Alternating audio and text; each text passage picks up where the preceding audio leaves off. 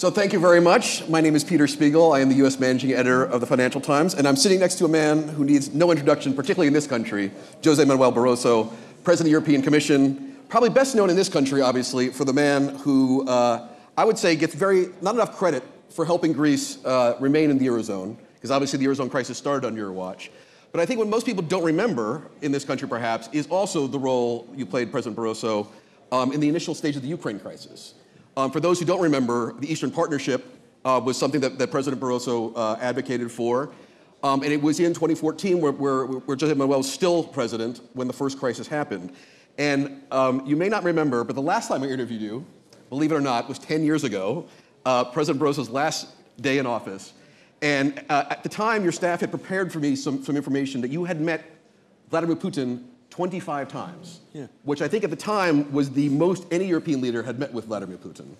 And I want to quote you to you, because at the time, you had said, one of the first times you met him, that Putin said to me, he had said to me several times, so I'm not quoting secondhand, that he would not object in principle to Ukrainian membership in the EU. Membership. Let me ask you to start, what has changed? Did Putin himself change? Did the West mishandle that relationship? Why are we now in a place where Putin looks at Europe as a threat and not a partner? Okay. Thank you. First of all, great pleasure to be here, back in Delphi. I'm an honorary citizen of Delphi. And also to be with my good friend Peter Spiegel. We met when I was in the Commission, and he was working already for the Financial Times. It's great to see you again, Peter. So about Putin, I'm not especially proud of having met President Putin 25 times. When I was a boy, Putin would be the kind of boy my mother would not let me play with. For all reasons, I think you can understand. But in fact, at that time, we had twice a year summits of the European Union with Russia. Twice a year. It was the only country. With the United States once a year, China, other relevant partners. Russia, because it's from the big powers, the only other European power, we had twice a year.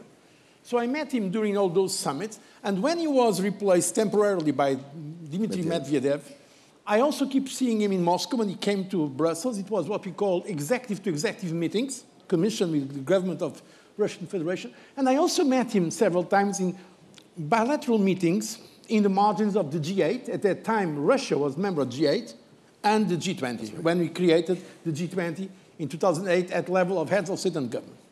So your question, Peter, what changed? I think Putin also changed. We were trying, honestly, to engage with Russia constructively. I'm not saying there were not mistakes. There were mistakes, including by the United States. When President Obama, such an intelligent man, said Russia is just a regional power, I don't think it was the finest hour of Obama. Because arrogance is always bad in relations between people, but also in relations between countries. So, and in fact, for me, Putin is basically a product of resentment. He's an autocratic leader. Above all, he wants to keep power. In fact, he has no solution if he's out of power. That's a problem. He's in a corner. He's an autocratic leader, but I think he's sincere when he speaks about humiliation of Russia after the collapse of the Soviet Union. Not because of, let's say, nostalgia from communism, but nationalist nostalgia.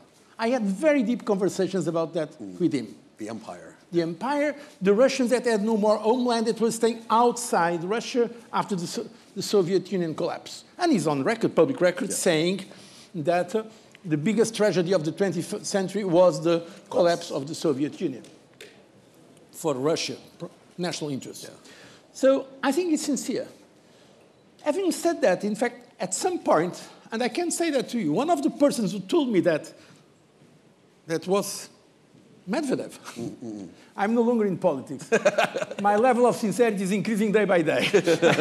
Now I'm not official of representing here my government, the country of my Portugal or the European Union or any other entity. And in fact, Medvedev is a real opportunist guy. You will always try to present to us as the moderate. And he was very critical of Putin when he was speaking with us privately. And now it is more, is that right? more hard than put. It's a very sad story, very sad story from a human point of view, that person.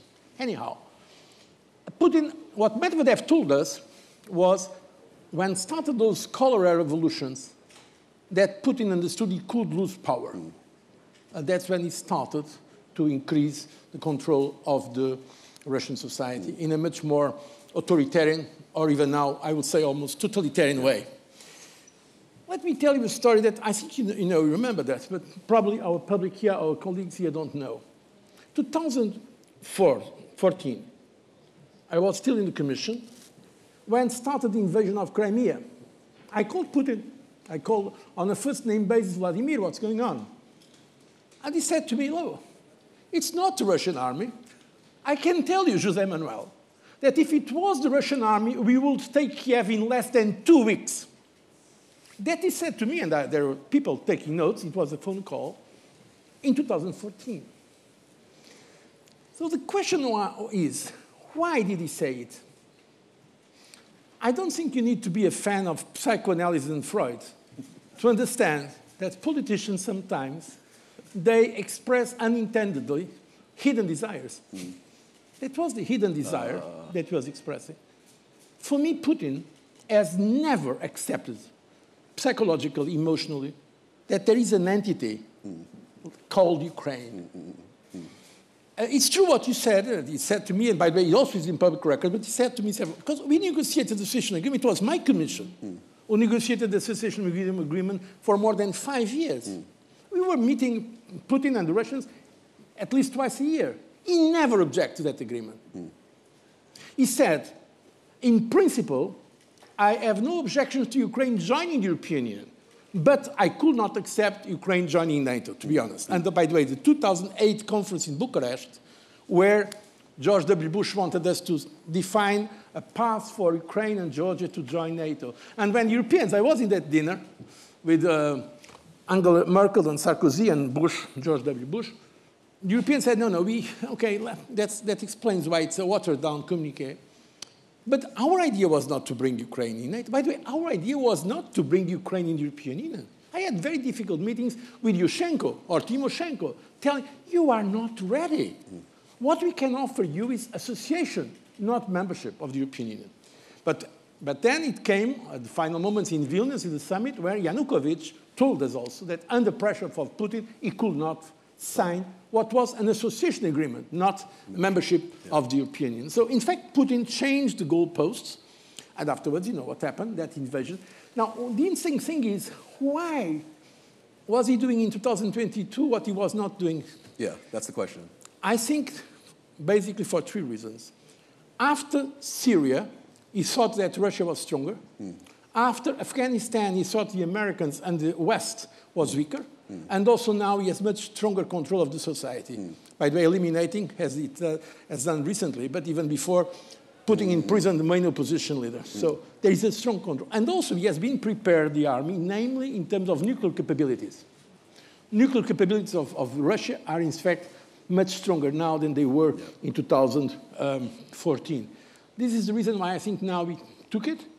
And I think we have to have a strong reaction, because what's going on is not as some... I've heard some leaders of the so-called Global South saying, oh, once again, those Europeans want us to say that their problems are everyone's problems. The reality is that it's everyone's problem. Yeah. Now it became a global conflict. When you see Iran or North Korea involved, I mean, that's a global conflict. We are already in a global conflict. The 3rd global conflict already started. Not a war, thanks God, but we are already in the 3rd global conflict. Because we have now China really supporting Russia politically, not yet militarily, I think, and I hope it does not happen.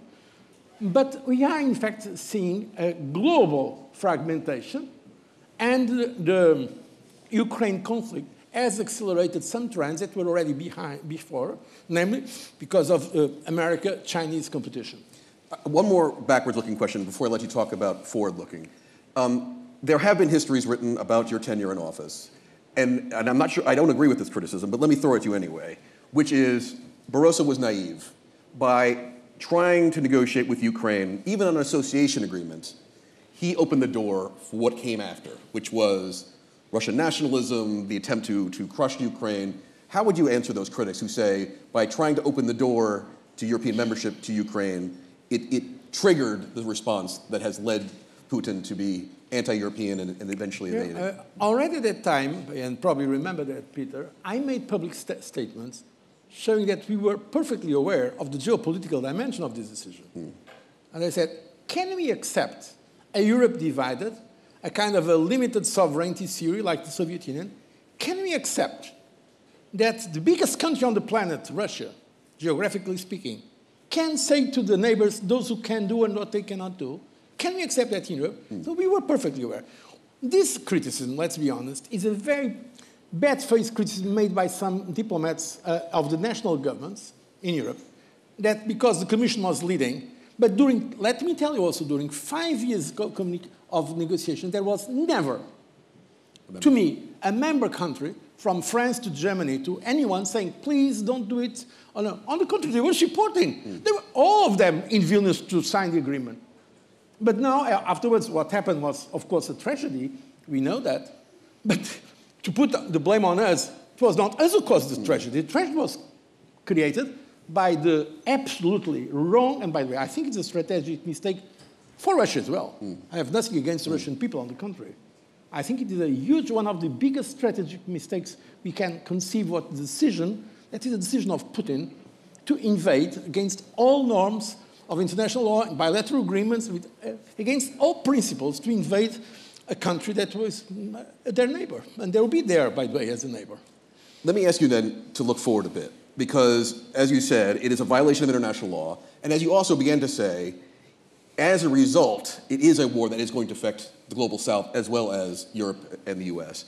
Because if the international order is beginning to fall apart, every calculation every state, country in the world has made about we can rely on the international order suddenly goes out the window. The EU has always been the preeminent voice for the international order.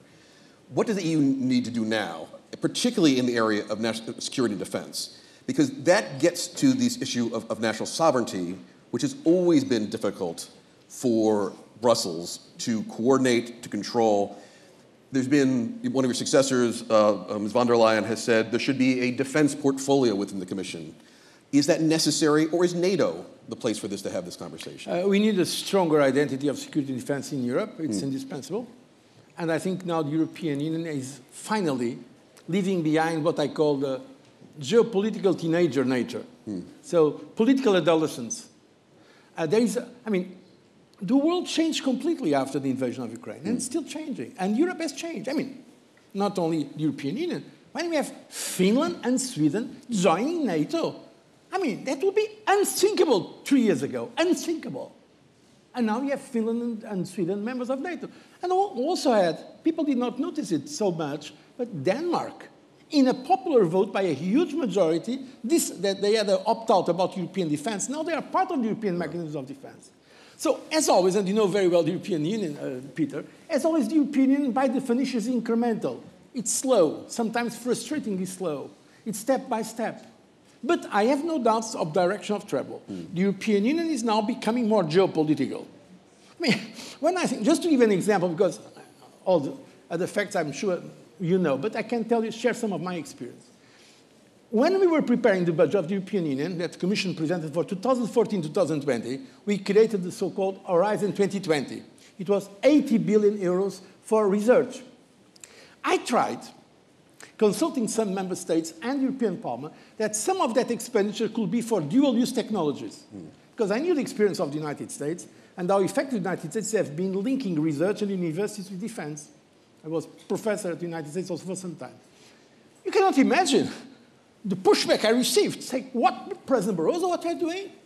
Are you trying to transform the European Union into a military organization? We are a civilian organization. I told them, look, I love Boy Scouts and Girl Scouts, but we cannot be seen as a supranational organization of Boy Scouts. The European Union, if it wants to exist, it has to have a foreign policy and a security policy. The first duty of a political entity like the European Union is to protect us, together, of course, with NATO. And NATO, the remaining, because of the Atlantic relationship, that is crucially important for us. But now, some of those pushback was coming, you remember, from the Greens from Germany. Now when I see the Greens in Germany being the more hawkish against Russia, I think amazing how things change. So the reality is that European Union is now, and what's going on in Germany is very important. Sometimes sorry to say it, in the American and British media, there is some comments not very nice about Germany. They don't understand where Germany is coming from. For Germany, after the Second World War, most people killed were in the former Soviet Union. We have to understand the relationship between Germany and Russia. I call it a relationship made of complicity and complacency. Complicity because there was some interest there. The former, let's say, the former Chancellor of Germany that lives directly from the government to go working for the Gazprom is a good example. Gerhard Schroeder, yes. But there is also moral issues about that. Because Germany, the pacifism of Germany, is a result of the Second World War. And now Germany is changing. Germany is a very big ship. It takes time to change, but when it changes. And that's another reason why we need a European defense. Think about it. 2% of GDP of Germany means that some years from now, the German army will be by far the biggest army in Europe, bigger than the French, much bigger than the Polish, certainly bigger than the British, or bigger than the Turkish, if you consider Turkish in Europe, I mean, NATO country. It will be the biggest. The question is, are Germans going to do it on their own, or are they going to do it in European terms? Of course, I'm a committed European, and I hope they will do it in European, and I believe they will do it. I really believe that Germany is trying to do, but it's going to do it in a very German way, very prudent, but they are doing it. But just can I push you on this? Because is your vision for a European security policy then not just coordination of military procurement, not just maybe consolidation of the industry, but actual troops under the command of a European authority? Or? Together with NATO. But partly, to be honest, partly of the problem. And now, this is not yet very much in the public record, but I've been speaking with my colleagues of the European Union. And not only the European Union, even the British. They are very worried about what's going to happen with the American guarantees. Let's be honest, namely about Donald Trump. That's the concern. Privately, all European leaders are now preparing for a situation where the credibility of NATO is now going to be the same. Are the Americans really going to use their power to protect Latvia or Estonia or Lithuania if there is an aggressive action of Russia? If you ask the people from there, they are not sure. That's the reality. That's another reason why everything is changing. And there is another, we are now not the time to discuss it today, issue of nuclear. Well, I was going to ask that, yeah. I think one of the biggest achievements of the so-called Cold War period was the nuclear non-proliferation. I think it's over now. It's over. When we have now Iran coming back, being a member of the BRICS, Iran was sometime a rogue country now because also of this is now admitted as a member of the BRICS. And when Ukraine, they gave up their nuclear arsenal with international guarantees given, among others, by the United States, by Britain, by Russia, and now they are being invaded, I'm going to be very provocative. If you were Prime Minister of Poland, what would you do? And I can tell you, many are thinking about that, not only in Europe. I think the nuclear non-proliferation schemes are basically over, and we are going to see more and more attempts to build, in the Gulf and in other parts of the world, nuclear capabilities. José, and this is why we in Europe, that's why in Europe we need to be much more, let's say, aware of what's going on. We are in a very difficult and dangerous situation. And you know me, I'm not pessimistic about No, you're not. That's why I'm worried now, yeah. Let me ask you one last thing, which is maybe a sideline, but I'm curious your views on this. You mentioned that if Germany spends 2% of GDP, it will have the largest army in Europe. However, the two most deployable militaries in Europe have always been France and Britain. And Britain is now out. If you were looking at your vision for a security and defense Europe, Would it have been better to have Britain inside, or is it better outside? Because I've had a member of the European Commission tell me, actually, having Britain out has made it easier for the rest to act. Would you prefer to have As Britain? you know, I was always in favor of Britain remaining in the European Union. I mean, it's obvious.